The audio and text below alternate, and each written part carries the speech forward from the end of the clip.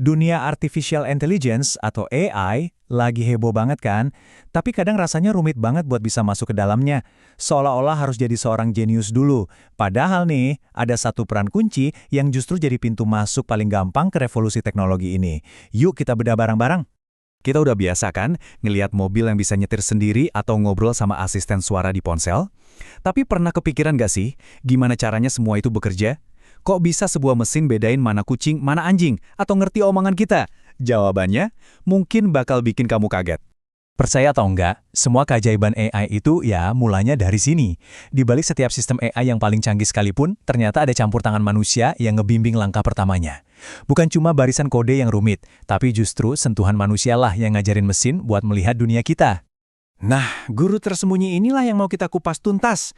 Sebuah profesi yang vital banget, yang kerja di balik layar, tapi perannya jadi fondasi buat hampir semua kemajuan AI yang kita nikmati sekarang. Prosesnya itu mirip banget kayak kita ngajarin anak kecil. Kita nunjuk ke satu benda terus bilang, ini mobil, atau itu pohon. Nah, untuk AI, prosesnya sama persis, tapi skalanya bukan puluhan, melainkan jutaan data. Tanpa orang-orang yang melabeli data ini dengan teliti, AI itu pada dasarnya buta. Jadi siapa sih sebenarnya para guru digital ini? Nah, di industri ini mereka punya sebutan keren, data annotator. Gampangnya gini, mereka itu yang ngasih konteks ke data mentah. Misalnya, mereka gambar kotak di sekitar mobil di sebuah foto, atau nandain mana ulasan produk yang positif dan mana yang negatif, atau ngetikin ulang rekaman suara. Intinya, merekalah yang bikin data mentah jadi bisa dibaca sama mesin. Analogi ini keren banget sih. Bayangin aja, mereka itu kayak jembatan yang menghubungkan dunia kita yang penuh warna ini ke dunia digital yang isinya cuma angka. Mereka menerjemahkan semua yang kita lihat dan dengar ke dalam bahasa yang bisa dimengerti komputer. Bener-bener penerjemah realitas. Tapi tugas mereka itu lebih dari sekedar ngasih label loh. Mereka itu ibaratnya penjaga gerbang kualitas yang mastiin setiap pelajaran buat AI itu akurat dan konsisten. Mereka juga bantu-bantu urusan operasional dan harus bisa ngejar target yang ketat. Kenapa? Ya biar mesin-mesin AI ini bisa terus belajar tanpa henti. Oke, dengerin semua ini. Mungkin kalian langsung mikir, wah kayaknya teknis banget ya. Pasti harus jago ngoding nih. Eits, tunggu dulu. Coba kita lihat deh, skill apa aja sih yang sebenarnya dibutuhin? Jawabannya mungkin bakal bikin kamu kaget. Coba perhatiin baik-baik. Yang paling penting itu, percaya atau enggak, bukan soal coding, tapi soal ketelitian yang luar biasa. Kemampuan buat fokus dan konsisten meskipun ngerjain tugas yang berulang-ulang. Jadi kalau kamu orangnya telitian dan detail, wah, modal utamanya udah di tangan.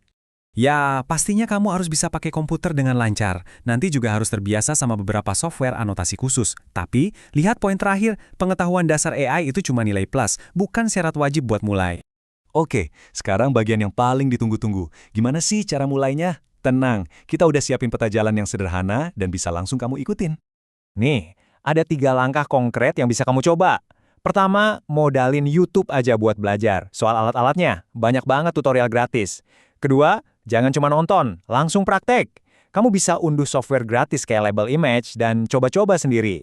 Ketiga, kalau mau lebih serius lagi, platform kayak Coursera itu nyediain banyak kursus buat ngebangun fondasi AI yang lebih kuat. Dan ini bukan omong kosong loh. Lihat deh lowongan beneran ini. Ada perusahaan namanya Ciranova yang nyari staf anotasi data. Dan kualifikasi minimumnya apa? Lulusan SMA atau SMK, bahkan fresh graduate boleh. Ini bukti nyata kalau pintunya terbuka lebar.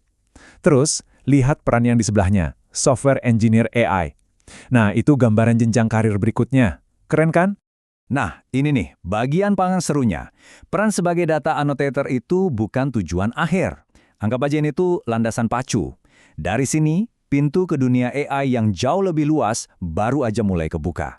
Coba bayangin perjalanannya ya. Kamu mulai sebagai annotator di level awal. Begitu pengalamanmu nambah, kamu bisa naik jadi data quality analyst. Dari situ, bisa lanjut lagi. Jadi AI trainer yang tugasnya ngelatih model AI secara langsung. Gak berhenti di situ, kamu bisa jadi data analis. Sampai akhirnya mencapai peran yang paling dicari saat ini, data scientist. Ini tuh jenjang karir yang jelas banget dan prospeknya luar biasa. Pada akhirnya, ini bukan cuma soal kerjaan. Ini adalah kesempatan buat jadi bagian dari revolusi teknologi terbesar di zaman kita. Setiap gambar yang kamu tandai, setiap teks yang kamu labeli, itu adalah kontribusi nyata buat ngebangun masa depan AI yang lebih cerdas dan berguna buat kita semua. Jadi, Pertanyaannya sekarang bukan lagi bisa nggak ya, tapi mau nggak? Revolusi AI ini butuh banyak banget guru, dan peran itu bisa jadi milik kamu.